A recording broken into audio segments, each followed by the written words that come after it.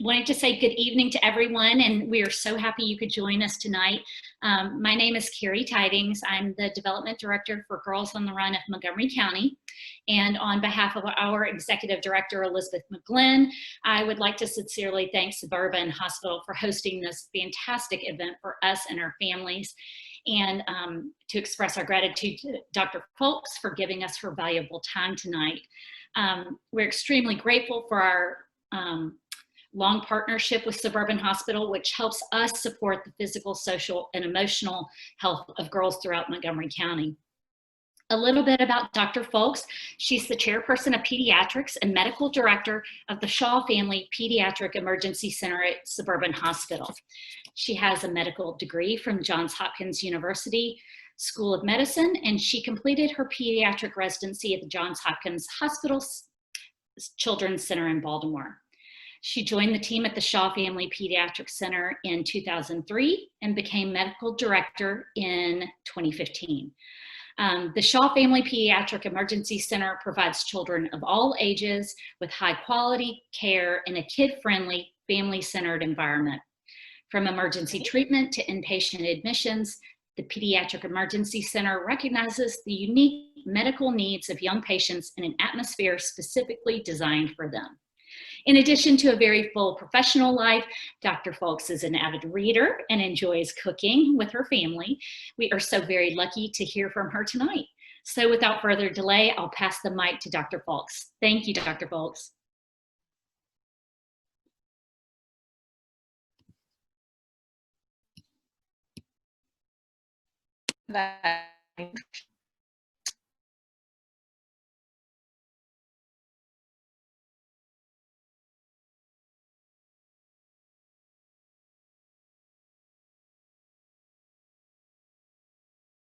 Girls on the Run. So I wanted to talk to you guys tonight about COVID-19 and what you should know. So the first thing, let's go back to the basics.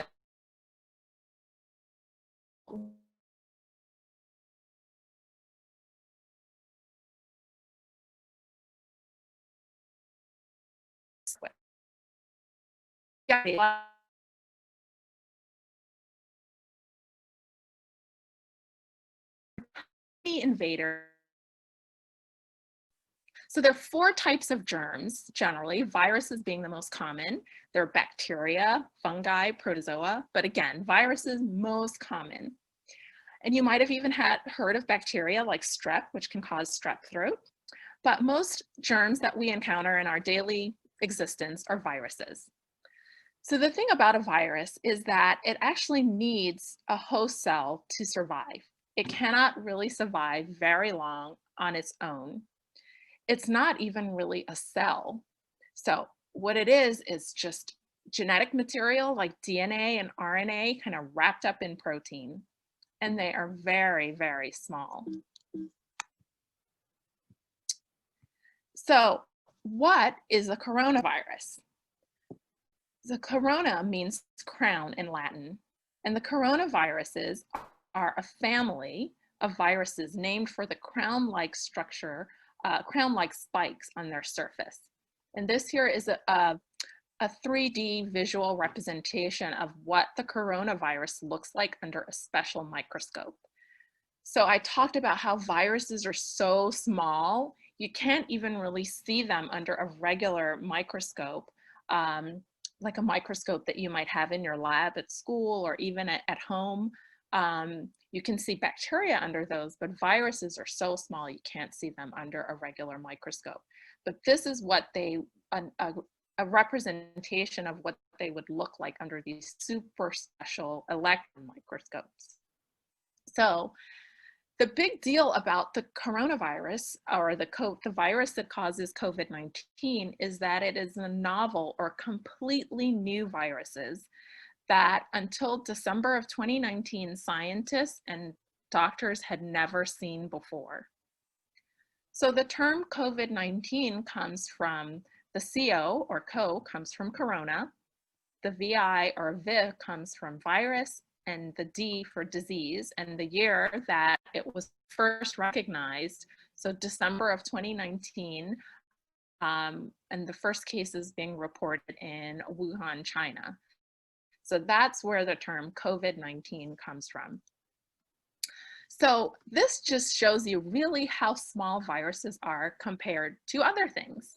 So bacteria are pretty small, like I talked about, but they're even 10 times bigger than a virus. And an adult human female is 10 million times bigger than a virus. And this becomes important because when you cough or sneeze or laugh or talk or even just breathe or sing, and you have a virus or coronavirus, you can release so many viral particles because they're so very tiny. And that makes them so contagious because there are so many particles when you cough or laugh or sneeze or talk or even breathe. So what are some of the symptoms of coronavirus? And this is a very long list. And you might look at this list and say, well, gee, lots of things cause these symptoms. You know, I have seasonal allergies and I get a nasal congestion and runny nose. Other viruses like the flu can cause these symptoms. And that's what makes it a little confusing. But most often children will have fever or chills and a cough. And then loss or taste and smell is also a common symptom for with coronavirus. So one important thing also that we're learning or we know about coronavirus is sometimes people can have the infection and have no symptoms at all. So the good news about the novel coronavirus is that kids are really not getting very sick from it. So more kids are getting it, and we know that about 200,000 children just in October alone were diagnosed with COVID-19 in the United States, but they're not even really getting sick enough that they have to go to the doctor or the hospital. So kids really are not getting very sick. And this is obviously a positive thing for me as a pediatrician and also as a parent.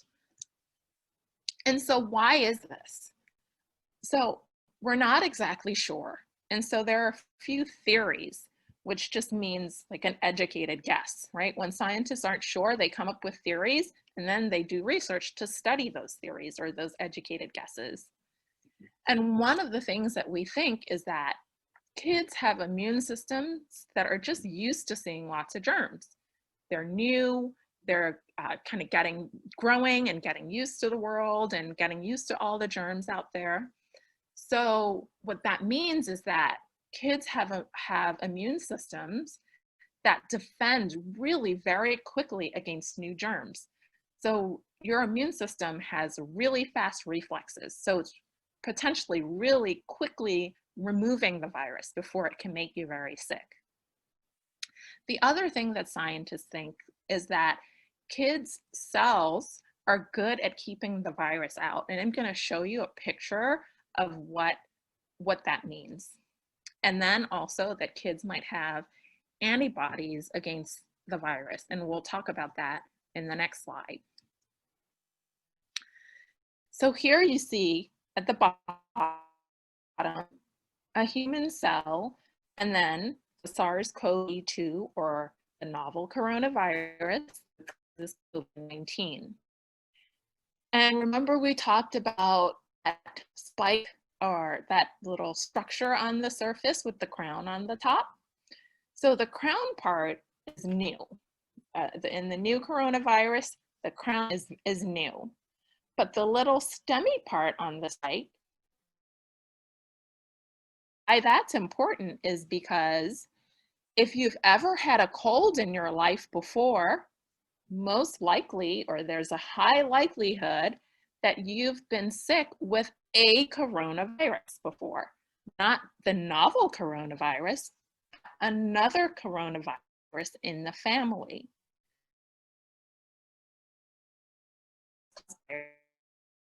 Might actually have antibodies to the little stemmy part. And this whole spike structure, if you have antibodies against the stemmy part, then it won't work to attach to your cell. The other thing, as I mentioned before, is you see these little things on the cell. Those are called receptors, or they're like doors for letting things in the cell. And scientists believe that maybe the doors are not mature enough or strong enough to let the coronavirus in, which is actually a good thing. So, although kids aren't getting really very sick, we still all need to work together as a community to stop the spread of coronavirus. And one of the important ways that we can do that is if we all wear a mask. So when I wear a mask, I protect you from getting my germs, and you protect me from getting your germs when you get a mask. So it's a very kind and compassionate thing that we can do for one another to support our community, to make sure that our friends and our neighbors, our loved ones, our family members, our country, our state, that we all stay healthy. So wearing a mask is really very important. The other important thing is hand washing.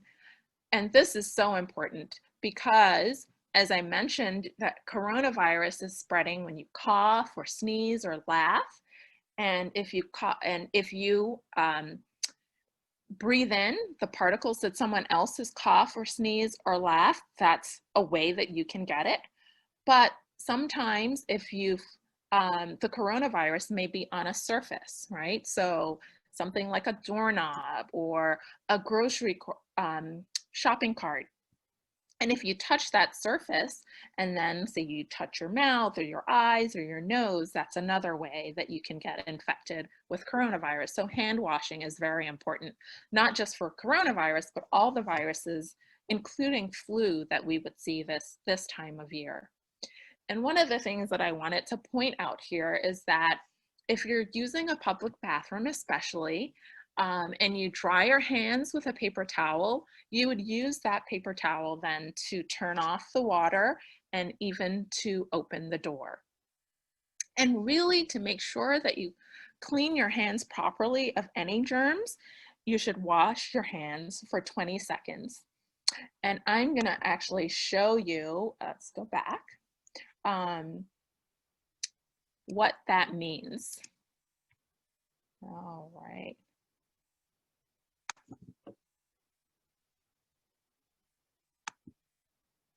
Okay, let's see if I can get that to work. So one of the things that people do, so how do you know how long 20 seconds is? So sometimes people will sing the chorus of a catchy song or a song that you like. And there are a few songs out there that their chorus is about 20 seconds. So one of them is Let It Go from the movie Frozen. Another one is the Taylor Swift song, Shake It Off. That chorus is about 20 seconds. And my favorite is the Happy Song by Pharrell. The chorus for that song is about 20 seconds. So if you hum those songs to yourself, that's actually a good way to measure the 20 seconds of hand washing. So the next thing is that, and you've probably heard this, is to maintain social distance, right? And again, this is really important because the farther you are away from people who might be sick, then if they have the virus and they laugh, talk, cough, sneeze again, and even if they are or aren't wearing a mask, if they happen to expel the virus, it's more likely to fall onto the ground than to other people. And this illustration here is from a comic strip that some of the editors and reporters at National Public Radio put together after they interviewed some experts, and they came up with this comic strip on coronavirus for kids. And I really like this one because it's, again, helps you imagine, well, what really is 6 feet? So it's the distance of 2 shopping carts. It's the length of an average Christmas tree. The length of an interior house door is about 6 feet. So I'm going to open up for any questions in a little while. If you guys have any questions, I'm happy to answer them. But I wanted to let you know that while I really hope that if you take these measures, wearing the mask, washing your hands, maintaining social distance, that should the need arise, that we're here for you at the Pediatric Emergency Department at Suburban Hospital. We have pediatricians, pediatric specialty nurses and technicians. We even have emergency behavioral health care. So we are here for the community should you need us in this cold and flu season. And we're also offering drive-through testing for kids in our drive-through testing center. And you can get more information on that at the Suburban Hospital website. And then our colleagues from the Johns Hopkins Children's Center in Baltimore are also seeing patients in Bethesda. So we just have a wealth of things to offer our pediatric community here in Bethesda. So Carrie, if there are any questions in the chat, happy to expand further or answer any questions that people might have. That's fantastic. Thank you, Dr. Foulkes. That was all really good information. I was especially interested in how they named the virus, and Right. So you definitely broke that down perfectly. There was a question that came in about a child who has asthma, who has also had pneumonia. Are they more at risk of getting really sick and having complications? That's a very good question.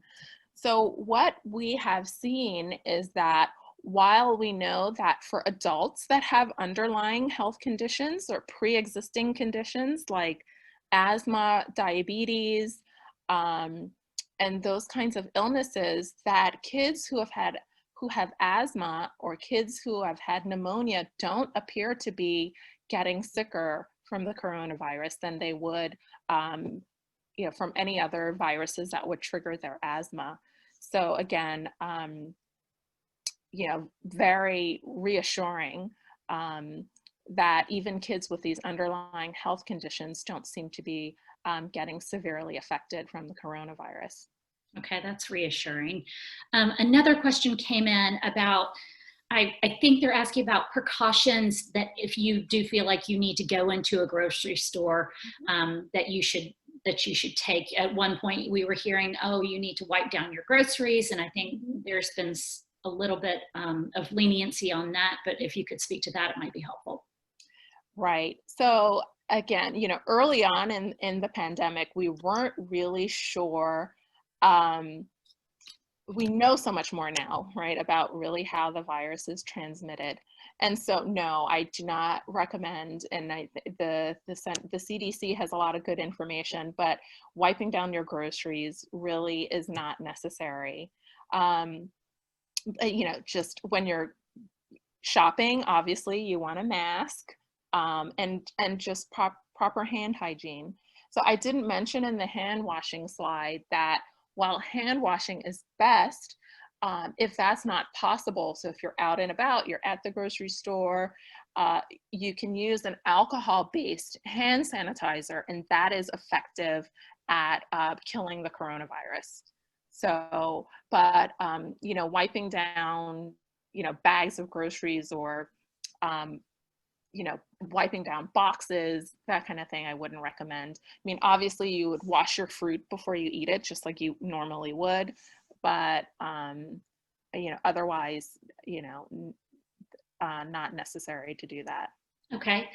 And what about, this is sort of a lengthier question, there's always some sort of pollen flying around the air, and both I and my children have had a little bit of a sore throat or some congestion or a little cough. Can you help us differentiate between the symptoms of flu and allergies and COVID? All right, that's a tough one. So, because in the symptom slide that I showed, so many of the symptoms of those common things will overlap. Right. And that's why it's important to, I think a lot of pediatricians are helping families and parents sort it out, right? So if you have a history of seasonal allergies and you're sneezing and have some nasal congestion, you've had no known exposure to an adult with COVID, you've not really been, leaving the house or interacting much with other people, then it's more likely that that's and seasonal allergies. But in particular, what we found is that with kids that have gotten it, there's usually an adult contact that has had COVID. So, so again, some kids are going to school. So for a kid that's going to school and they have nasal congestion and some runny nose and maybe a sore throat, but they have contact with adults who aren't in their family, then you might have more of a concern that it's COVID. But I think more places now, at Suburban Hospital, when we're testing now for COVID, because it's also flu season, we're doing a combined flu and COVID test to kind of help sort that out. But that's a great question. And just to piggyback on that, I assume that you're encouraging everyone to get their flu shot if they haven't already. Yes, thank you for bringing that up. So vitally important this year, just to remove that as, a complicating factor, right? So, the more we're immunized against flu and not having flu symptoms, and on top of that, just as a community, if we're safe in terms of flu, then we're not kind of overwhelming the health system, so that people that are really getting sick with COVID can get the care that they need. So, we're keeping us safe, our own self safe when we get the vaccine, but also making sure our communities are safe as well. Awesome. Molly says that her daughter asked if she should wear a mask when walking her dog in her neighborhood. And I guess this could speak to how populated your neighborhood sidewalks are. Right. Yeah. So what we know is that it's best to be outside, right? So, when the weather was nice, restaurants were able to open with outdoor dining. People are considering gathering in small groups for Thanksgiving, but the advice is, if you're going to do that, to maybe eat outside. So we know that the virus, again, coughing, sneezing, laughing, talking, breathing, if you expel the virus when you're outdoors, it just dilutes right into the air versus when you're being inside.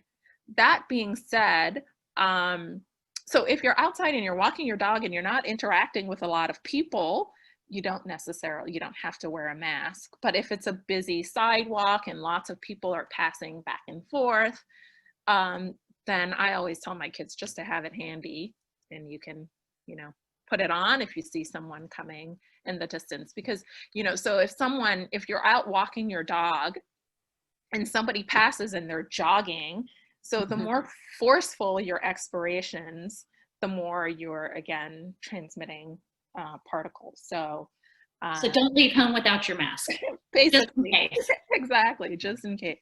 What about, this is a great question that speaks to how devastating the mental health impact on both adults and children has been. Do you have any advice for parents who want to support their children and monitor and make sure that they're feeling okay and dealing with it as best they can? Yeah, that's a great question, and we're seeing a lot of kids struggling with that. So the thing that I always advise parents is just to kind of notice for any changes in behavior. As parents, I think we know our kids best. So if you notice something doesn't seem right, like maybe they seem more withdrawn, or they seem they're sleeping more, or changes in how they're eating more or less, they're not wanting to interact with the family as much as they usually would, or they're maybe getting more angry for seemingly minor things. Those can all be signs that maybe they're having some struggles emotionally. The things that can help with that, I probably should have put in a slide about this, is that, and this is for kids and adults in general, is the three main things that help support our emotional health is making sure we're sleeping enough. And I know that for my kids, and with all the distance learning and, you know, interacting with devices and electronics, their sleep cycle has been disrupted a little bit. So getting a handle on, you know, even though you might be able to sleep in till the last minute before you have to wake up to go to Zoom class, you still want to make sure that you're really getting enough sleep at night. And usually, just depending on the age, at least 8 hours, sometimes 7 to 9 hours, the range. So getting good sleep is really important for emotional well-being. Also, eating well. And I know this is kind of been a struggle with, you know, kind of being inside a lot or being at home a lot, but, you know, making sure they're healthy options for kids to eat and to snack on. So fruits and veggies and just a wide variety of kind of things with whole grains, whole wheat bread, whole wheat, kind of like, I know there are these hearty kind of tortilla chips. So just kind of really making sure that there's a wide variety of healthy food options. And then the third thing is that, you know, even as the weather is changing, I bundle my kids up, I put them in layers, and I make sure they go outside and play, because being outdoors and getting fresh air and being able to exercise and really move, and of course I know that you guys, like Girls on the Run, are really big proponents of that, is so important for proper emotional health. So, you know, those are my big three things.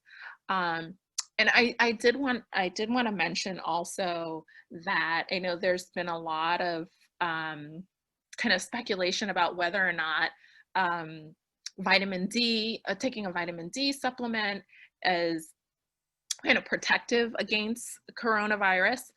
And so what I would advise is, if, you know, you certainly don't want to be deficient in vitamin D, right? But if if you like to drink milk, and you drink at least 1 8-ounce glass of milk a day, and it would have to be milk because things like cheese and yogurt don't have the supplemental vitamin D. Or if you don't like milk, I know my kids like the vitamin D supplemented orange juice. If you drink 8 ounces of that a day, you know, you're good to go. If you're someone that doesn't like milk, you don't want to drink the fortified orange juice, then a regular kid's gummy vitamin would suffice. So. Perfect. Thank you. Next question wondered how treatments for COVID have improved since last spring. And I think they've made some, you know, great strides forward in the treatment of it, correct?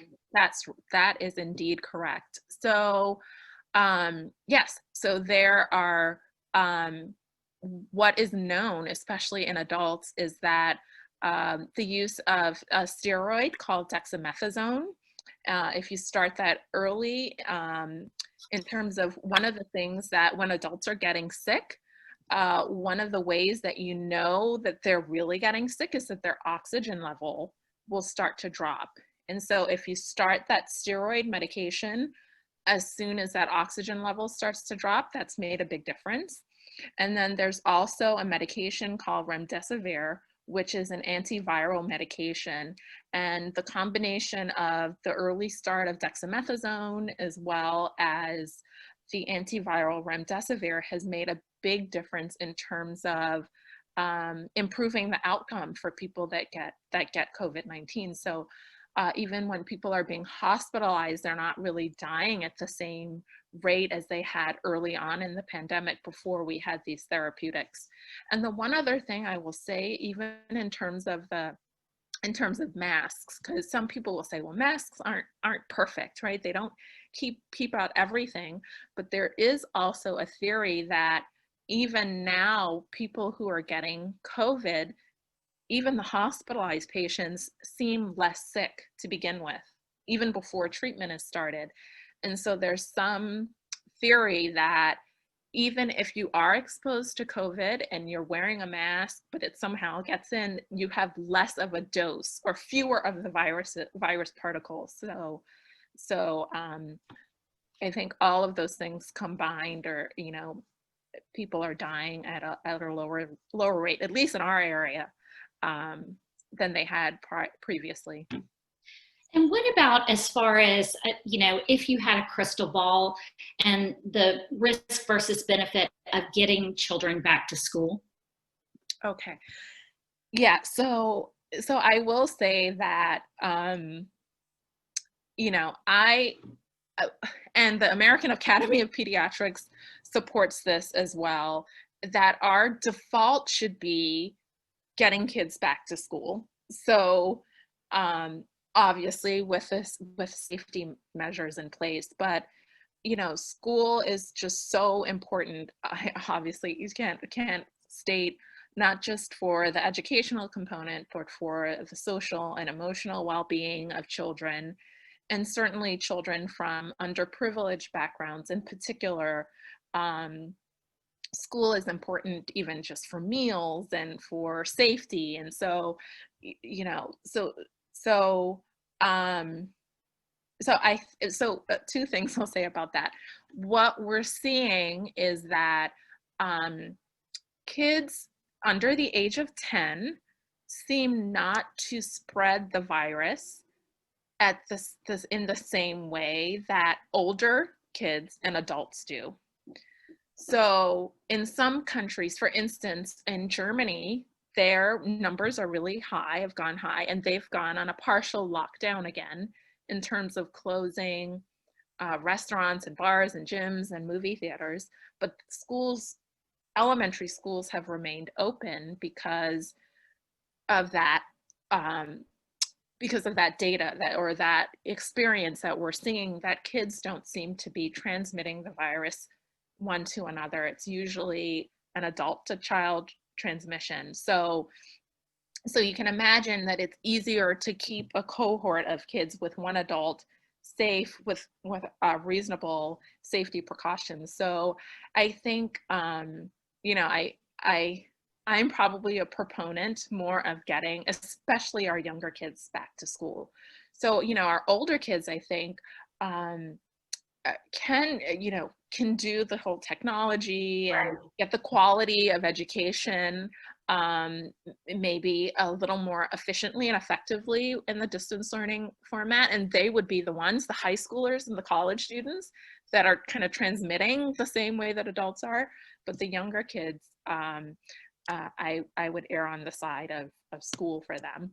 But I mean, so many factors to weigh, right? Obviously, the safety of teachers, and having all of the proper ventilation in school buildings, and having plexiglass barriers, and I think has been why in some areas schools have been slower to open.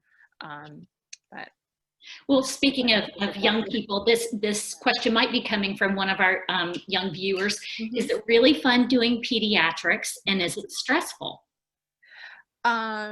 Yes, it's lots of fun. So I have no regrets about doing pediatrics. I love taking care of kids, and kids are awesome. And is it stressful? Let's see. I wouldn't say so. I mean, I think, as with any job, there are some things that are oh, I see this as more of a job. I guess that's part of it. For me, it's like my passion. It's more of a vocation or a calling. So it can be stressful, but I think the benefits of keeping children healthy and having families healthy and happy, and people are always so very thankful when their kids are sick and you help them get better, that kind of outweighs any stress or negative aspects of things. So so love pediatrics, no regrets. Highly recommend it. That's great. These are two quick questions. One about whether drinking water can help flush the virus out of your system. And have you heard any anecdotally about people contracting strep from wearing a mask? Okay. So drinking water. So I wouldn't say that it necessarily flushes the virus out of your system, but in order for all of your body systems to work effectively and efficiently, you really have to be adequately hydrated. So, as I talked about in the presentation, your immune system, right? That's your defense. And in order to have really a healthy immune system, you need to be hydrated. The one thing I will say is that when if you're dehydrated, especially in the winter time, then the air is so dry, your mucous membranes, meaning like the lining of your nose and your mouth, may be more susceptible to getting the virus if you're really dried out and not well hydrated. I have not done or seen or done any research about the strep throat and COVID. I've just heard someone told me that actually recently last week, and I had not previously heard that. I know that you can have we call concomitant infection. So strep and COVID at the same time, whether or not that is related to wearing masks. I'm not sure that there's any proof out there that's the case, but and probably more to come on that out in the scientific community. So I can't say definitively yes or no. We'll be watching. But again, to say that not a reason not to wear your mask. No, right. Okay. Right. Okay. Wear your mask. Wear your mask. Yeah. And from another attendee, advice on limiting screen time for kids. I mean, we know that excess screen time is not good for kids on many different fronts, but given the fact that everyone's distance learning, and then you want to give them some downtime to, sort of relax at the end of the day. Right.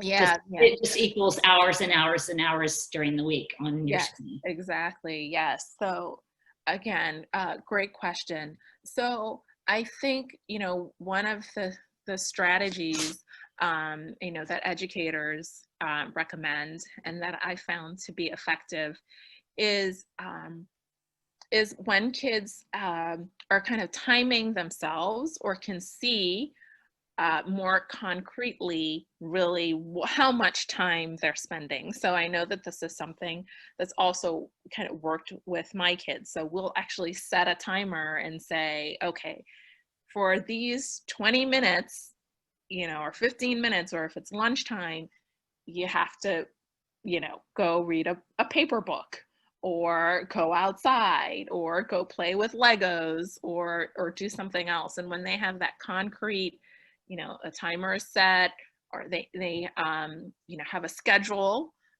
where they see, well, this is screen-free time, and having other options to do, right? So, a lot of times the kids will say, well, then I'm bored, and what else can they do? And so what we've been kind of a hidden thing that my kids have been enjoying is doing puzzles, and also playing games together as a family. So having other things to do. And for myself, I noticed that what I model for them is also important, right? And what I think parents and adults model for kids. So if at the end of the day, as a family, I've been reading Percy Jackson and the Lightning Thief with my 9-year-old, just trying to both have that family connection and also kind of limit the time that they're looking at screens. But that's definitely, been one of the biggest challenges with the whole distance learning. Well, in that way, a clock or a schedule is accountable, and it's just not mom, nagging you. Exactly. That's right. And while you're not an ophthalmologist or an optometrist, one viewer asked, "Have you seen kids complaining about headaches or vision issues because of all of the screen time?"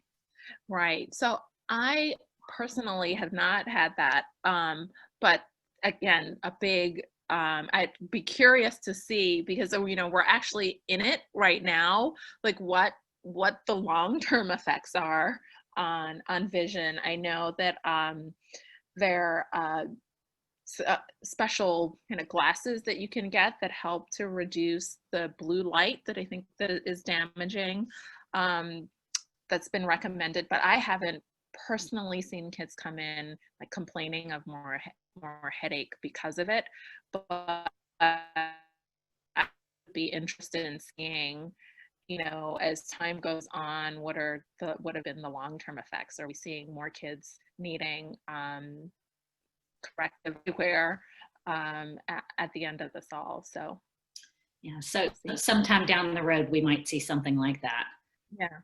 And this question, you spoke specifically about the couple of medications used to treat coronavirus. This question was about whether antibiotics are used. I think that you were talking more about steroidal family medications.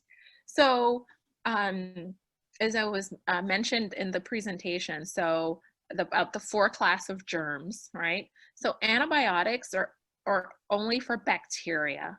So antibiotics do not work at all for coronavirus or any virus, whether it's a cold virus or flu virus. So antibiotics are not effective. They're effective only against bacteria. And we really try to avoid the unnecessary use of antibiotics, because then what can happen is if you're using antibiotics and you don't really need them, then bacteria get accustomed or resistant to the bacteria. And then when you really need the antibiotics, they don't work. So no, antibiotics are not effective at all against the coronavirus or any virus. So good question. I was just curious, what are your plans for Thanksgiving? Are you limiting it to just immediate family? Yes. My oldest daughter is coming home from college, so she'll be the only one entering our bubble. But no, usually we have a big gathering, and we're not this year. There are older people in my family and people with underlying health conditions, so we've made the decision that it's not worth the risk for this year. So. And is your daughter, has she quarantined, or are they requiring testing for children going home? Yeah, so she's actually been getting tested every week while she's been at college, and we'll test and we will isolate her in our basement, and she'll wear a mask and when she comes up to interact with the family. So yeah. So keep it tight this Thanksgiving, so that you can see the grandparents later, right? I know it's a tough decision for everyone. It's such a tough decision because, we've been doing this for 8 months now and not seeing people. But I think, good news about the vaccines is on the horizon. So I think just you hang in there, just hang in there, because we've seen so many what we call super spreader events happening at small gatherings of families or in weddings. And, the last thing you want is somebody to get seriously ill from a family gathering. Like that would just really, create not good memories for future Thanksgivings, right? So, yeah. But I think I'm not seeing a lot of other questions in our Q&A or the chat, but I think that's a good way to sort of wrap things up. There has been a lot of positive news about the efficacy of these 2 vaccines that are in development, up in the 90% range. And so I assume you're encouraged by that. Right. Yeah. I'm very encouraged by that. And also, just so proud of the scientific community being able to do this so quickly, for people volunteering to be, to have the vaccine tested on them. And so yeah, that just gives me a lot of hope. And I think we're going to get this under control. So Well, that's all very encouraging, and we're grateful to the medical community for all of what you've done and are doing, and will continue to do for all of us. And we're grateful to you for your time tonight, and to Eleni and Sarah at Suburban for helping us coordinate this. And if there aren't any other questions, I will let you return to your family. Okay, great. Well, I want to say thank you to Girls on the Run, and for all that you guys do to inspire confidence and healthful living in girls. And so happy to be a part of this and to partner in any way that I can. So if anything comes up in the future in terms of questions, please send them on to me through Sarah and Eleni, and I'd be happy to answer, and maybe even do another part 2, maybe when the vaccine comes out. So that's something to really look forward to. Well, thank you all to everyone who signed on tonight. Thank you, Dr. Foulkes and Eleni, and we just wish you a very happy, safe, and healthy Thanksgiving. Okay, same to you, Carrie. Thank you. Thank you, Dr. Foulkes. Take care. Good night, everyone. Bye.